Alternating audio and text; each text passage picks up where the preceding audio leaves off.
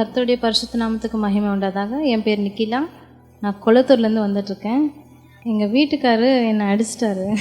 நான் உண்மையை தான் சொல்கிறேன். சபையில் இருந்துட்டு ஏதோ கேஷுவலாக தான் அடித்தார். இது இந்த 2 விரலுமே உடஞ்சிருச்சு. அது மே மந்த்து நடந்தது. மே மந்த்து நடந்து நான் அதுக்கான என்ன சொல்கிறது, ரெஸ்ட் இல்லாமல் வேலை செஞ்சுட்டே இருந்ததுனால அது ஹீல் ஆகாமல் இருந்துச்சு. ஜூன் மந்த்து இங்கே வந்தேன். பிள்ளைங்களை ஸ்கூலில் ஜாயின் பண்ணிவிட்டு நான் 12 வருஷத்துக்கு முன்னாடி வந்தேன். அதுக்கப்புறம் இப்போ வந்தேன். எனக்கும் ரொம்ப நாளாக வரணும்னு இருந்தது. நான் எங்கே போனாலும் 3 டாக்டர் கன்சல்ட் பண்ணேன். ஊரில் ஒரு டாக்டர் கன்சல்ட் பண்ணேன். அங்கே சொன்னாங்க, இன்னும் எலும்பு கூடலம்மா, ஆப்ரேஷன் தான் பண்ணணும், ஆனால் இங்கே ஆந்திராவில் எக்யூப்மெண்ட்ஸ் கிடையாது அப்படின்னு சொன்னாங்க. சரி, நான் நம்ம வீட்டுக்கிட்ட இருக்கிற கவர்மெண்ட் ஹாஸ்பிட்டலுக்கு போனேன். அங்கேயும் போய் பார்த்தப்போ அங்கே கூட சேம் சொன்னாங்க, அதே தான் சொன்னாங்க, எலும்பு கூடல ஆப்ரேஷன் கண்டிப்பாக பண்ணணும் அப்படின்னு சொன்னாங்க. நான் கவர்மெண்ட்டை ஒரு 2வது ஆப்ஷனை தான் வச்சுருக்கேன். 3வது ஆப்ஷன் ப்ரைவேட்டில் கன்சல்ட் பண்ணான்னு பாலாஜி மெடிக்கல் காலேஜ் குரோம்பேட்டில் இருக்குது. என் தங்கச்சி கூப்பிட்டு போனாங்க, எங்கள் சிஸ்டர் கூப்பிட்டு போனப்போ அங்கே போய் பார்த்தப்போ அவர் பெரிய ஆர்த்தோ டாக்டர். அவர் ஒரே வாட்டி தான் சொன்னார், கண்டிப்பாக ஆப்ரேஷன் பண்ணோம், ஆனால் ரொம்ப சீக்கிரமாக பண்ணணும், 1 வாரத்துக்குள்ளே பண்ணால் தான் 80,000 ஆகும்னு சொன்னார். அப்புறம் ரொம்ப லேட் பண்ணிங்கன்னா இடுப்புலேருந்து எலும்பு எடுத்து இங்கே போடணும் அப்படின்னு சொன்னாங்க. நான் அம்மா ரீசெண்டாக இறந்துட்டாங்க. எங்கள் அம்மா இறந்துட்டு நான் ஒரே வார்த்தை தான் கேட்டேன். அவர் டாக்டர் பேசும்போது பக்கத்தில் உட்காந்துட்டு அவர் சொல்லும்போது சொன்னேன், ஏசப்பா நான் தான், என்கிட்ட ₹1 இல்லை, எனக்கு 80 ரூபாய் கூட செலவு பண்ணுறதுக்கு யாருமே இல்லை, 80,000 கண்டிப்பாக என்னால் முடியாது, எனக்கு என்ன பேசணும்னு தெரியல, நான் அனாதான் தான், என் மனசுக்குள்ளே நான் ஜெபிச்சுட்டே தான் இருந்தேன். நான் சொல்லிட்டேன், ஏசப்பா எனக்கு தெரியல, இதுக்கான வழி எப்படி போகிறதுன்னு எனக்கு தெரியலன்னு சொல்லிவிட்டு மண்டே ஹாஸ்பிட்டலுக்கு போனேன்.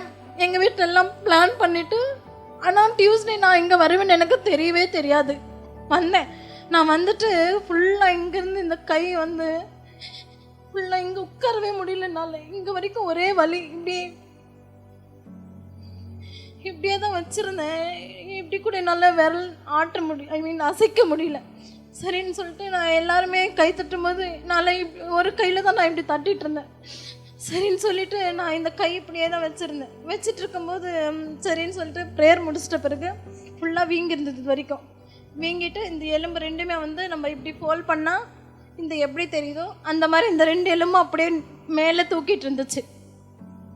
3 இடத்துலையுமே ஆப்ரேஷன் சொன்னாங்கன்னு சொல்லிட்டு நான் அதை பற்றி நினைக்கவே இல்லை. சபையில் உட்காந்துட்டு மெசேஜ் தான் கவனித்தேன். ப்ராஃபிட் சொன்ன மாதிரி அந்த ப்ரேயரு, அந்த மெசேஜ் அதான் பார்த்துட்டு இருந்தேன். இதை பற்றி எனக்கு ஒன்றுமே சிந்தனை வரல. கையை பற்றி லாஸ்ட்டு ப்ரேயரை முடிச்சுட்டு கிளம்பும்போது எல்லாருக்கும் ப்ராஃபிட் ப்ரேயர் பண்ணுவார். அப்போ ப்ரேயர் பண்ணும்போது, ஐயா இந்த மாதிரி கை உடஞ்சிருச்சு, இந்த மாதிரி ஆப்ரேஷன் சொன்னாங்கன்னா, ப்ரேயர் பண்ணும்போது ஐயா சொன்னார், உங்களுக்கு டாக்டர் ஏசப்பா ஆப்ரேஷன் கேன்சல்னு சொன்னார். ஆப்ரேஷன் கேன்சல் பண்ணுறேன்னு சொல்லிவிட்டு இந்த கை இப்படி கூட என்னால் விரல் அசைக்க முடியாத நிலைமையில் இருந்தேன். ஆனால் ஐயா ப்ரேயர் பண்ணும்போது என்னை அறியாமலே நான் அபிஷேகத்தினால் உணர்ந்து ஆவிக்குள்ளே நிரம்பி அந்த நேரத்தில் என் கையை நானே அசைக்க ஆரம்பித்தேன். ஆமேன். அசைச்சிட்டு அதுக்கப்புறம் நான் ப்ரேயர் பண்ணிவிட்டு அவர் சொன்னார், இந்த இதெல்லாம் ரத்தம் கட்டி தான், எலும்பு கூடிடுச்சு போமான்னாரு. போயிட்டு எங்கள் கூட வந்தவங்க எங்கள் கசின்ஸ் எல்லாம் சொன்னாங்க, கீழே போயிட்டு வீங்கி இருந்த வீக்கம் அப்படியே குறைஞ்சிருச்சு. ஆமேன். குறைஞ்சிச்சு.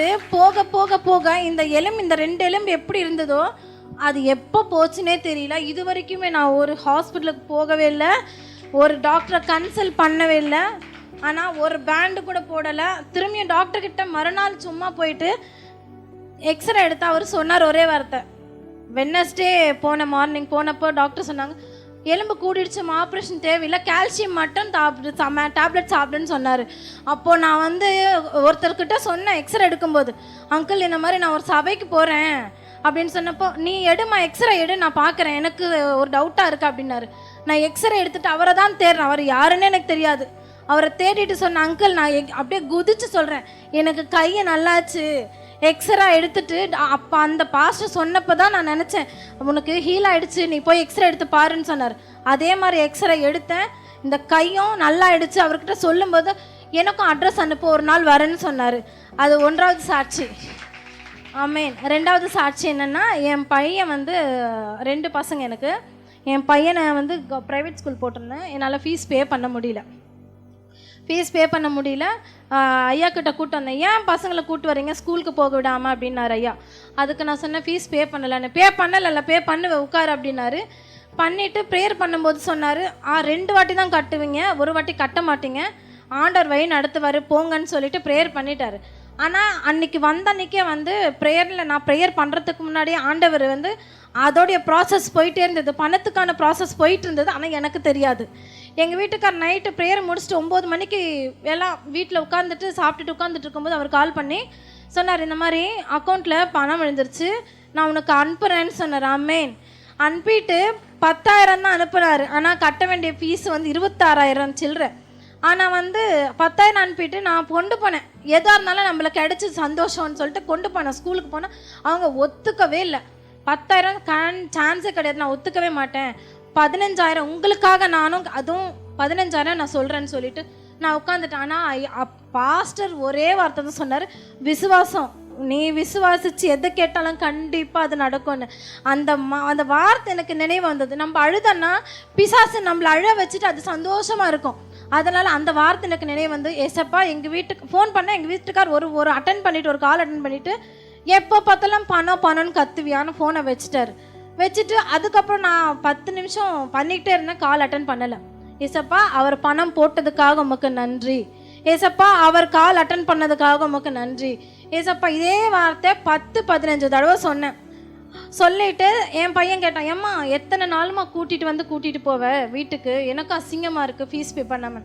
ஒன்றும் இல்லைப்பா, வந்துரு, இன்னொரு வாட்டி அட்ஜஸ்ட் பண்ணிக்கோன்னு வெளியில். ஆனால் ஆண்டவர் வெக்கப்படுத்த விடவே மாட்டார். வெளியில் கேட்டுக்கு இங்கே தான் கேட் இருக்கும், அது வெளியில் கால் வைக்கிறேன், 5,000 கிரெடிட் ஆச்சு. ஆமேன். 5,000 கிரெடிட். சந்தோஷமாக நான் போயிட்டு என் பையனுக்கு ஃபீஸ் பே பண்ணிவிட்டு அவனை உள்ளே அனுப்பிட்டேன். இது 2வது சாட்சி. 3வது ஒரே ஒரு சாட்சி. நான் இதுக்கு முன்னாடி இந்த சபைக்கு வர்றதுக்கு முன்னாடி ஜூன் மந்த்து தான் வந்தேன். இதுக்கு முன்னாடி எப்போ பார்த்தாலும் என் ப்ரேயர் ப்ரேயராக தான் இருக்கும். அழுதுகிட்டே ப்ரேயர் பண்ணுவேன். என் கஷ்டத்தை, என் பிள்ளைங்க கஷ்டத்தை எல்லாமே அழுது எப்போவுமே அழமுஞ்சி தான் என் பேரை வீட்டில். அப்படி அழுது ப்ரேயர் பண்ணுவேன். ஆனால் இங்கே வந்த பிறகு நான் கற்றுக்கிட்ட ஃபெய்த் ப்ரேயர் உண்மையில சொல்கிறேன், ஜூன் மந்த்லேருந்து நவம்பர் மந்த் வரைக்கும் நான் சந்தோஷமாக ப்ரேயர் பண்ணுறேன். என் வாழ்க்கையில் நடக்காதது எதுவுமே இல்லை. ஆனால் பிஃபோர் இல்லை, இப்போ ஆஃப்டர் ஜூனுக்கு அப்புறம் நான் நினச்சதை ஐயா சொல்லி கொடுத்த ப்ரேயரு சீக்ரெட்டான ப்ரேயர். அது நம்ம விசுவாசத்தோடு அவர்கிட்ட எதை கேட்டாலும் அதை கொடுப்பாருன்னு ஐயா சொல்லியிருக்காரு. அதை மாதிரியே நான் நினச்சிட்டு அவர் சொன்ன மாதிரியே ஃபீஸ் பே பண்ணலையா பண்ணிவிடுவேன், காசு கட்டலையா லோன் கட்டிடுவேன், இப்படி தான் சொல்லி கொடுத்தாரு. அந்த சீக்ரெட்டான ப்ரேயர் பண்ண என் மனசில் அழ கிடையாது, என் முகத்தில் ஒரு அழுமூஞ்சி கிடையாது, சந்தோஷம்தான் இருக்குது. கர்த்தர் இந்த சாட்சி ஆசீர்வதிப்பார். இந்த வாய்ப்பளித்த பாஸ்டருக்கு என் மனமார்ந்த நன்றி.